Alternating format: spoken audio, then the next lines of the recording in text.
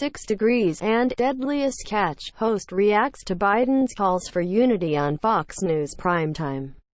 The first step toward bringing Americans together is re-engaging with those whose views diametrically oppose yours. Deadliest catch, host Mike Rowe told Fox News primetime Wednesday. Rowe borrowed a line from President John F.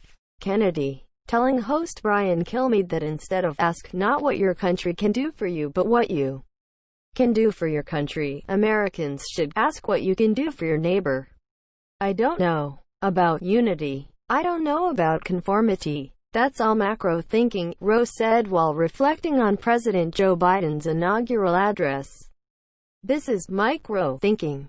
I don't think we get out of this because of the government. We are not going to get out of it without the government. But the government can't possibly take care of what ails us right now." Rowe went on to describe the situation in America as biblical. "I'm not a religious guy," he added, "but a plague is a biblical thing. This idea that the only way starts with our neighbors, and it starts in our zip code.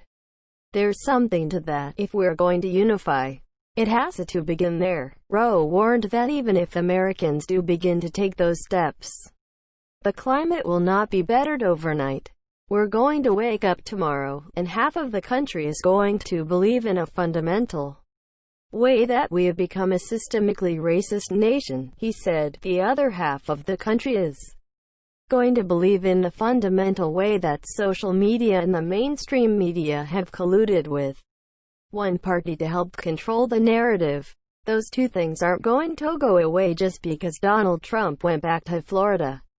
We've got to look for leaders and places we typically don't find them. And we have to look for examples in places where we don't expect to discover them."